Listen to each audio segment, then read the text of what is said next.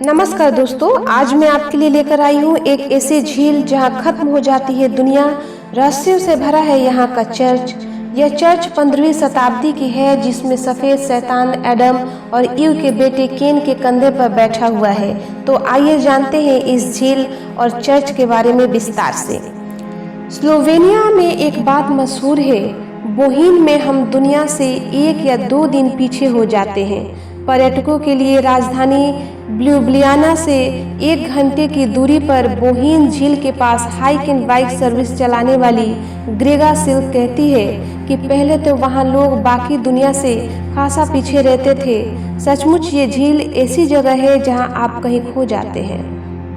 शताब्दियों से भेड़ और बकरियों चराने वाले का ये इलाका स्लोवेनिया के बाकी हिस्सों से कटा हुआ रहता है। यहाँ तक पहुँचने वाली सड़कें खस्ता हाल है। झील की दूसरी तरफ बसा हुआ कस्बा उकानक कहलाता है। जूलियन एल्प्स पहाड़ियों में स्थित उकानक का मतलब होता है यहाँ दुनिया खत्म हो जाती है। यहाँ तक पहुँचने में कई सप्ताह लग जाते हैं। 1906 में ऑस्ट्रो हंगेरियन एम्पायर के ज़माने में पर्वतों में विस्फोट के जरिए सुरंगें बनाई गई। पानी के रास्ते के साथ साथ रेलवे लाइन भी वहां तक पहुंचा। इसके जरिए खनन वाले उत्तरी शहर जेसेनिक को दक्षिण में ट्रिस्ट पोर्ट से जोड़ा गया।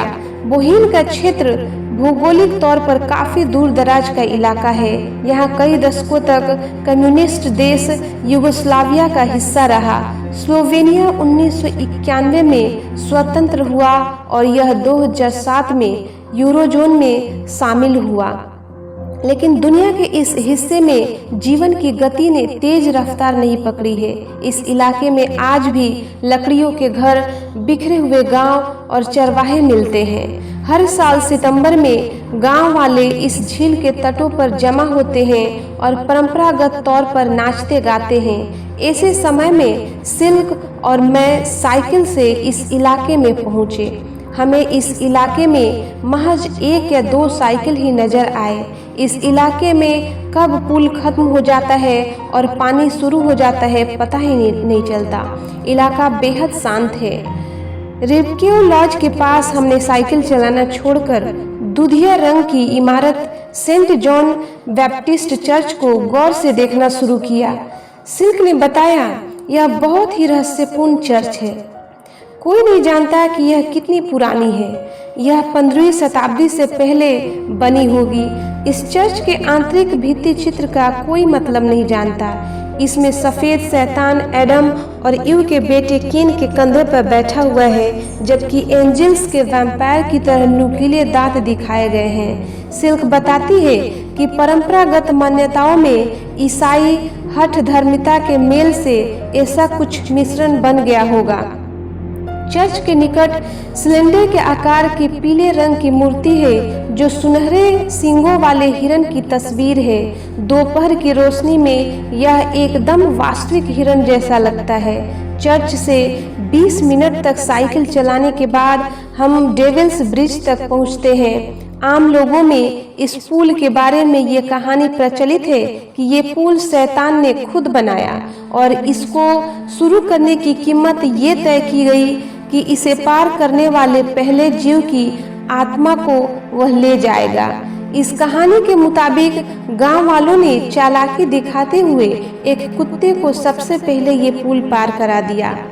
यहाँ पर हर इलाके की अपनी कहानी है। जितनी आपकी कल्पना काम कर सकती है उतनी कहानियां हैं। इलाके में काफी जंगली फूल और पौधे भी हैं। सफेद बादल और नीले आसमान के बीच ये इलाका वाकई में ऐसा है जहां आकर आप सब कुछ भूल जाते हैं। सिल्क ने बताया कि अगाथा क्रिस्टी भी यहाँ आती रहती थी, लेकिन उन्होंने इस जगह पर कुछ नहीं लिखा।